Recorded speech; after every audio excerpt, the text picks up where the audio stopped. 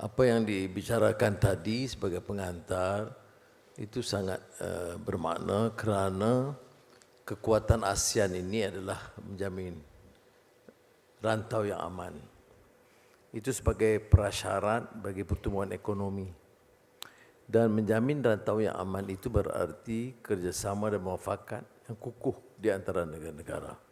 Sebab itu sepanjang tahun ini, dikala kita mempengerusikan ASEAN, ratusan acara yang melibatkan pelbagai jabatan kementerian, kerajaan, swasta dan badan-badan bukan kerajaan untuk memperkuatkan hubungan antara kita dan juga mengukuhkan komitmen untuk mengangkat martabat negara kita dan rantau kita.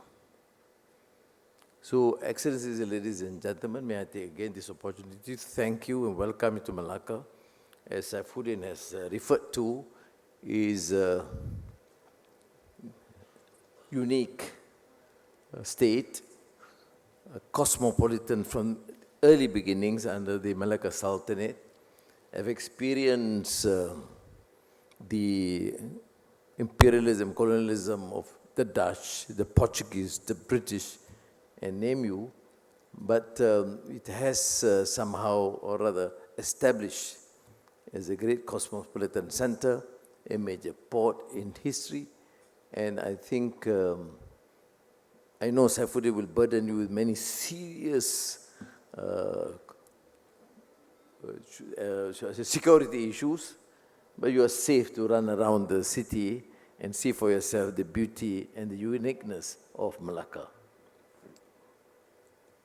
Now, ASEAN has, for 6 decades, consistently demonstrated that our strength lies not only in our diversity, but also in our unwavering commitment to dialogue, cooperation, and consensus. It is this ethos that has enabled us to uphold peace and stability, even as the world around us has grown ever more complex. I want to take this opportunity to digress a little and to look again at the commitment of ASEAN leaders. Just by sheer coincidence, in this week alone, I either met, contacted and telephoned almost all ASEAN leaders. Just a sheer coincidence. I mean, a small issue we want to clarify. Immediately I call my dear friend Bobo Marcos, who happens to be in Cambodia, and therefore had discussions that relate also to Cambodia, Thailand issue. Then my old friend Anutin, who is known to Saifuddin also, who is now the new Prime Minister, called.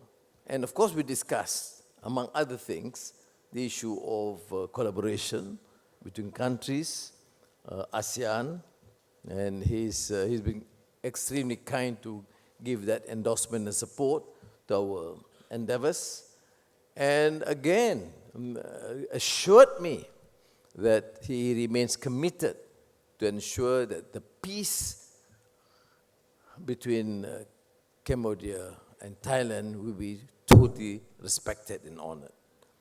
And this afternoon, while chairing a meeting, President Prabowo called to discuss a few issues, which means, you know, the relations is unique. And I am not aware of any other region that has established that sort of mutual trust and respect between us.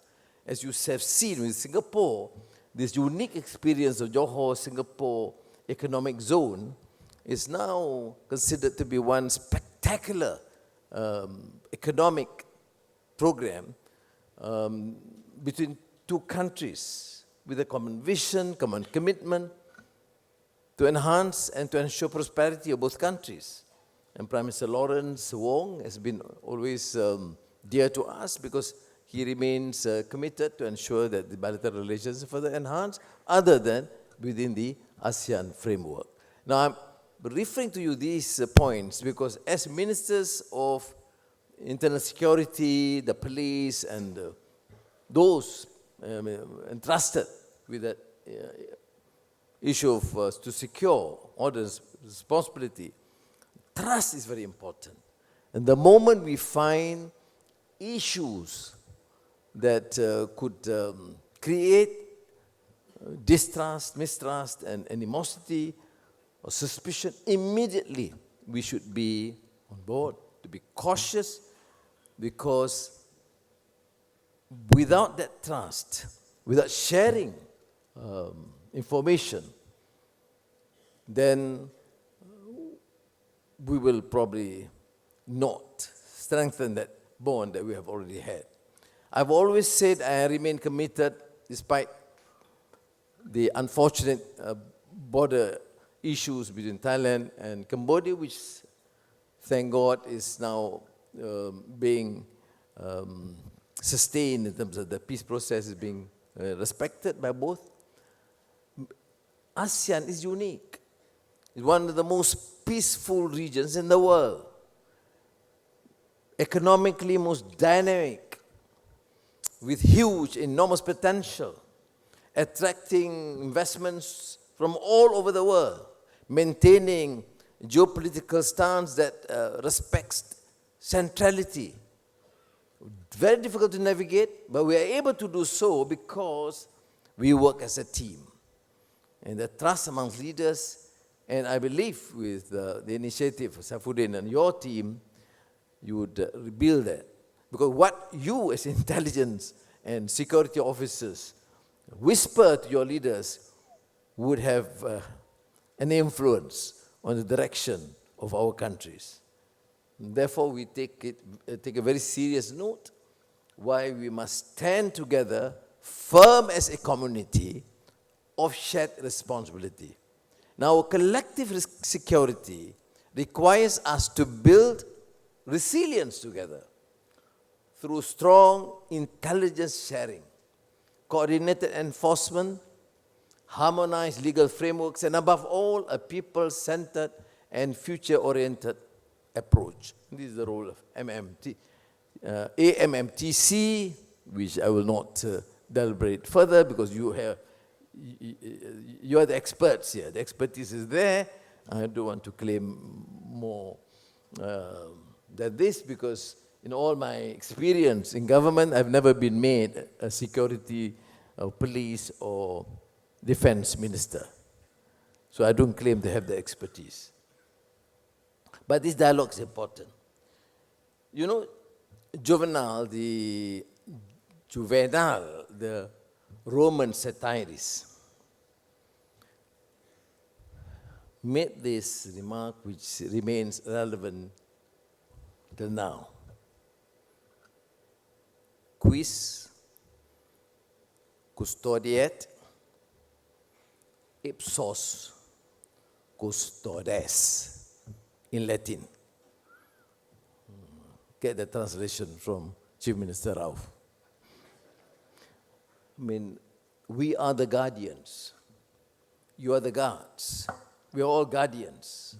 We hold certain responsibility, but always consider the issue of integrity and accountability as paramount. Because this quis custodiet in Latin refers to the guards, those who hold responsibility at all levels, but remember, who is guarding the guards?